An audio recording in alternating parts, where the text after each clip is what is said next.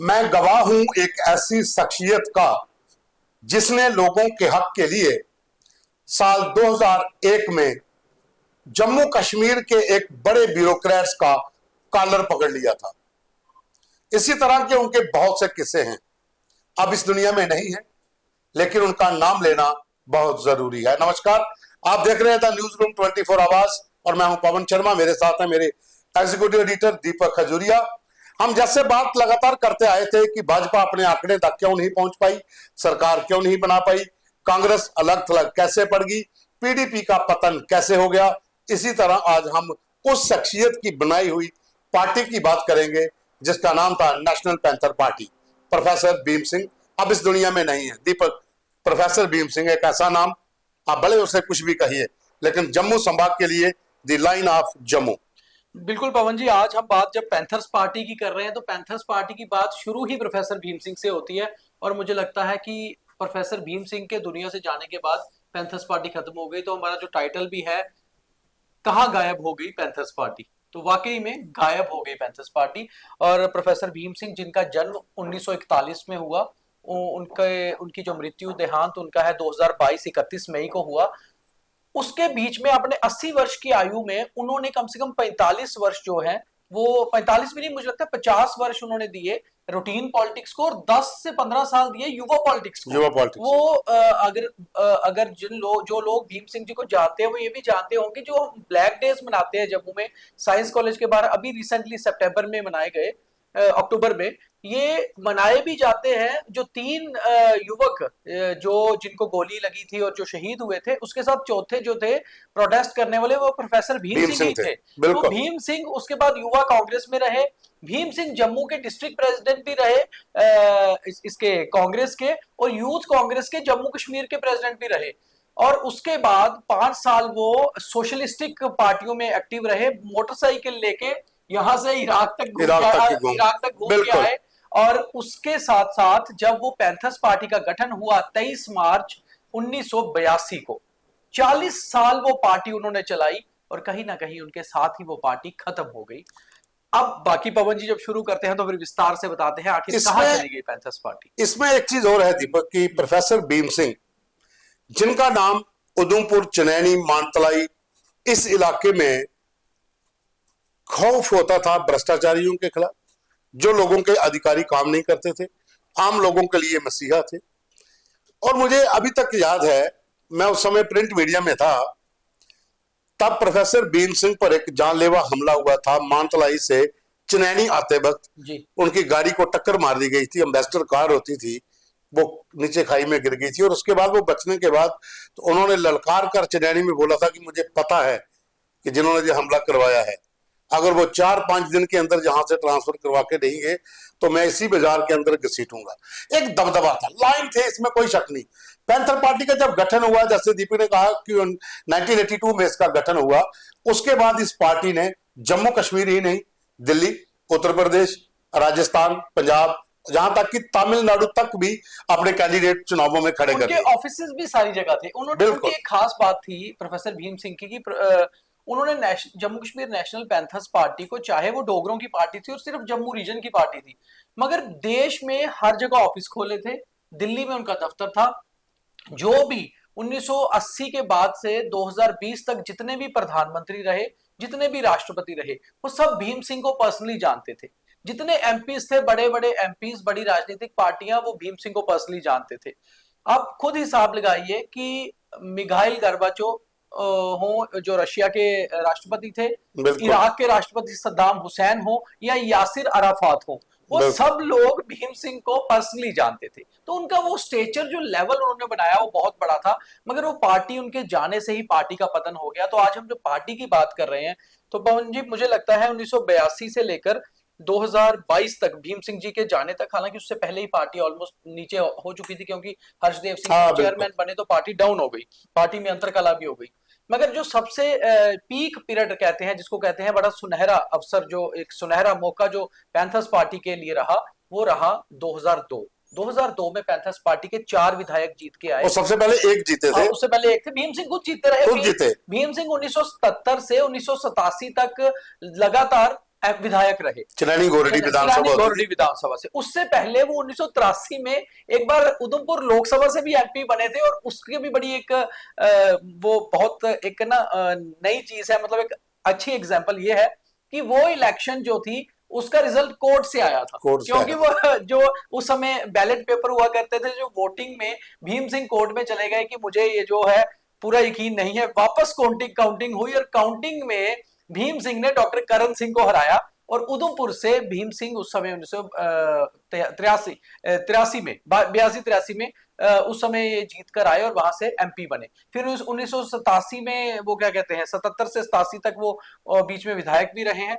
और बड़ी बात यह है कि 2002 में जब उनका सुनहरा अवसर आया तो भीम सिंह खुद एमएलसी थे। एक एमएलसी उन्होंने कश्मीर से लाया, और खुद हिसाब लगाइए 4 विधायकों के साथ एक और एमएलसी भी बनवाने में वो सफल हो गए। कश्मीर से इतनी स्ट्रेटजी कश्मीर से उन्होंने बनवा लिया था, क्योंकि उन्होंने मुफ्ती मोहम्मद सैयद और गुलाम नबी आजाद के साथ टाई अप किया था कि हम सरकार का हिस्सा बनेंगे।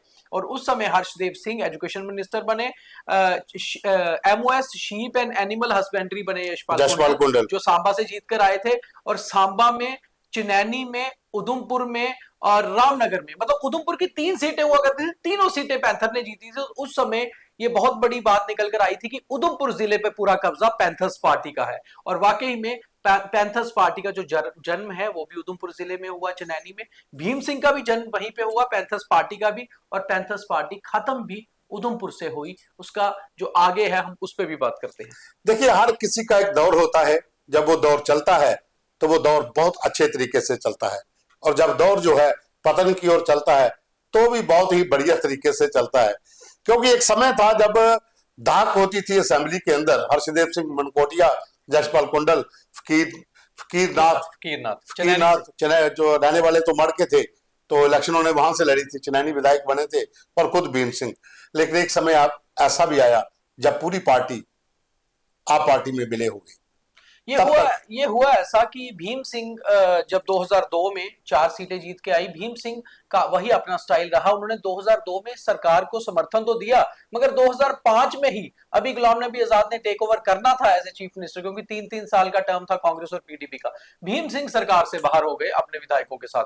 उसके बाद वो ऑपोजिशन के रोल में रहे। 2009 में बावजूद इसके कि जम्मू रीजन में अमरनाथ लैंड रो एजिटेशन का बहुत जोर था और बीजेपी 11 सीटें जीत के आई थी, मगर बावजूद इसके कांग्रेस पैंथर्स पार्टी फिर 3 सीट जीतने में सफल हो गई, और उधमपुर, रामनगर और सांबा वापस 2009 में इन्होंने जीता। उसके बाद जब उमर अब्दुल्ला चीफ मिनिस्टर बने, उस समय भी इनका रोल बहुत अच्छा रहा। मनकोटिया 2 बार बेस्ट लेजिस्लेटर के साथ, और हर्षदेव भी एक बार बेस्ट लेजिस्लेटर उस 6 सालों में बने, 2009 से 2014 तक, 8 से 14 तक। मगर 14 में जब मोदी लहर आई तो उस समय कहीं ना कहीं पैंथर्स पार्टी की एंटी इनकम्बेंसी और भीम सिंह का सेहत थोड़ी सी नासाज रहना, बीमार रहना, उसका भी असर कहीं देखने में मिला। और पार्टी के अंदर अंतरकले, भीम सिंह के दो भतीजा और भांजा, भतीजा उनका हर्षदेव सिंह और भांजे उनके बलवंत सिंह मनकोटिया, इन दोनों में ही कहीं आपस में नहीं पट रही थी। तो एक दिन ऐसा हुआ कि ये गुस्सा जो पार्टी के अंदर था फूट कर बाहर आ गया, और 14 के बाद जब उधमपुर और रामनगर से पैंथर्स पार्टी और सांबा से हार चुकी थी, तो मनकोटिया ने प्रेस में आके कह दिया कि हर्षदेव सिंह उनसे अच्छा बर्ताव नहीं करते हैं, और अब उनके मामा भी बीमार रहते हैं तो वो पार्टी छोड़ रहे हैं। हर्षदेव सिंह ने भी मनकोटिया को रोकने की कोशिश नहीं की, और मनकोटिया पार्टी से बाहर होकर आम आदमी पार्टी में चले गए। उसके बाद हर्षदेव सिंह भी उनके पीछे पीछे आम आदमी पार्टी में चले गए, और यशपाल कुंडल को भी साथ ले गए। ऐसे में एकदम से पैंथर्स पार्टी का दफ्तर तो रहा, पार्टी भी रही, मगर पार्टी नीचे गिर गई क्योंकि काडर ही खत्म हो गया। और साथ में इस पार्टी के जो प्रमुख थे, जिन्होंने जो पार्टी खड़ी की थी, प्रोफेसर भीम सिंह, उनकी डेथ के बाद और विवाद गहराते गए। उनकी पत्नी जयमाला की डेथ हो गई, काफी दिन तक शव जो था वो मार्चरी में रहा। उनके जो बेटे हैं अंकित लब, वो लंदन से वापस लौटे थे। उसके बाद उन्होंने डिमांड की कि इनका पोस्टमार्टम करवाया जाए, क्योंकि इनकी जो डेथ हुई है उसके अंदर कोई साजिश है। और भीम सिंह की डेथ पर भी उन्होंने साजिश के आरोप लगाए थे, लेकिन हुआ कुछ नहीं अभी तक। और उसके बाद पार्टी बिखर गई, और इन विधानसभा चुनावों में पैंथर पार्टी का नाम ही बिल्कुल खत्म हो गया।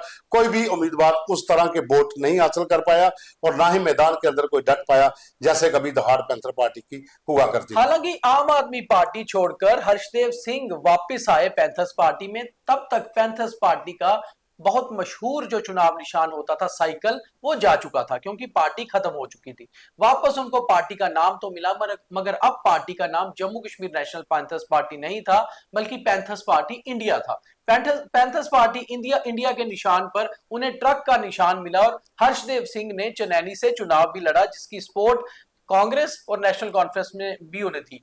रामनगर और उधमपुर ईस्ट में भी उनके कैंडिडेट खड़े हुए, मगर कहीं पर भी इतना असर नहीं छोड़ पाए कि वो किसी जीतने वाले या रनर अप को टक्कर दे पाए।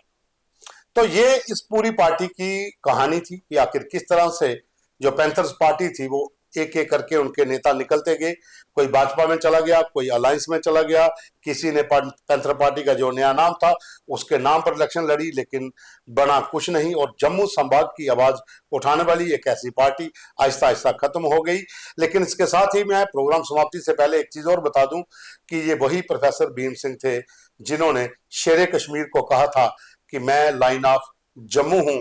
और जो आपने कहा है कि ये एनिमल का आपने नाम रखा है पैंथर, तो मुझे उस बड़े एनिमल से लड़ने के लिए इस नाम की जरूरत है। और एक और चीज आपको बता दें कि पंडित प्रेमनाथ डोगरा को शेरे डुग्गर कहा जाता था, और उनके बाद अगर कोई शेरे डुग्गर का नाम अपने साथ किसी ने लगाया या किसी को कहा गया तो वो पैंथर्स पार्टी के सुप्रीमो भीम सिंह थे। और अब Jammu Kashmir national panthers party India बन के कितनी आगे चलेगी ये तो आने वाला समय ही बताएगा, मगर कहीं ना कहीं भीम सिंह के साथ ही गायब और लुप्त हो गई उनकी Jammu Kashmir national panthers party. इस कार्यक्रम को आप देख रहे हैं, मुझे उम्मीद है जब आप कार्यक्रम देखेंगे इसको साथ साथ में शेयर करेंगे। अंत तक पूरा प्रोग्राम आपने देखा, और साथ में मैं ये भी कह दूं कि लाइक, सब्सक्राइब और फॉलो करिए, ज्यादा से ज्यादा वीडियो को शेयर भी करिए। अभी के लिए बस इतना ही, धन्यवाद। और अगले एपिसोड में किसी और पार्टी के बारे में पूरा विस्तार से बताएंगे।